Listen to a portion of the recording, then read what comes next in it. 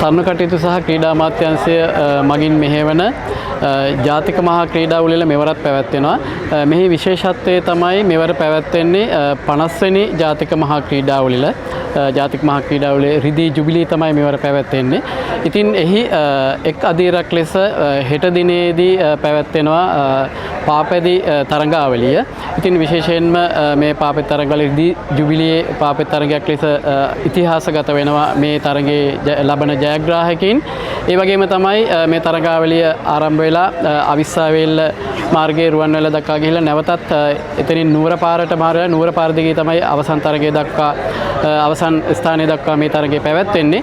ඉතින් මම ආරාධනා කරනවා සියලුම ක්‍රීඩා ලෝලීන්ට පාපැදි ක්‍රීඩා ලෝලීන්ට මේ තරගය නරඹන්න, ඒ වගේම ක්‍රීඩක ක්‍රීඩිකාවන් ඔවුන්ගේ ජයග්‍රහණයට ඔවුන් දිරිමත් කරන්න සහයෝගය දෙන්න කියලා මම ඉල්ලනවා. ඒ වගේම සහභාගී වෙන සියලුම ක්‍රීඩක ක්‍රීඩිකාවන්ට සුබ පතනවා ඔවුන්ගේ ජයග්‍රහණ වෙනුවෙන් ඔවුන්ගේ පාපැදිය පදින්න ඒ අවශ්‍ය ශක්තිය ධෛර්යය ලැබෙන්න කියලා මම සුබ පතනවා.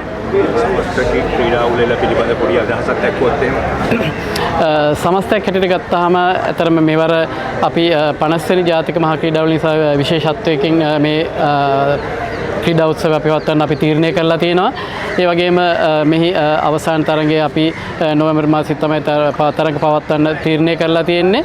ඉතින් අපි හිතනවා වෙනදාට වඩා මේ ක්‍රීඩා උළෙල ගමට යන, ඒ වගේම ගමේ ක්‍රීඩකයින්ට ජාත්‍යන්තර මට්ටමට එන හොඳ තෝතැන්නක් විදිහට මේ ජාතික මහා ක්‍රීඩා උළෙලේ අවසන් අදියර අපි නිම කරන්න බලාපොරොත්තු වෙනවා.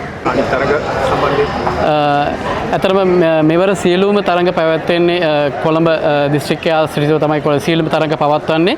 ඒ වගේම අනිද්දා දිනේදී මීට සමගාමීව ඇවිදීමේ තරඟ පැවැත්වෙනවා. ඒකත් කොළඹ පැවැත්වෙන්නේ. එහිදීත් විශේෂයෙන්ම ක්‍රීඩිකාවන්ට හොඳ පරිසරයක් තුළ විශේෂයෙන් හොඳ මාර්ගයක තමුන්ගේ ක්‍රීඩා විලාසය පෙන්වන්න පුළුවන් හැකියාව තියෙනවා.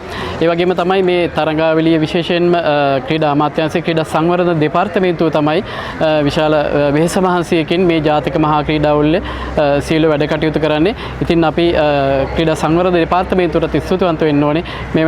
මේවර ජාතික මහා ක්‍රීඩා උළෙලේ 50 වෙනි අදියර වෙනුවෙන් ඔවුන්ගේ කැපකිරීම මේ වෙලාවේ ඉතාමත් වෙහෙස මහන්සියෙන් ඉෂ්ට කිරීම ගැන.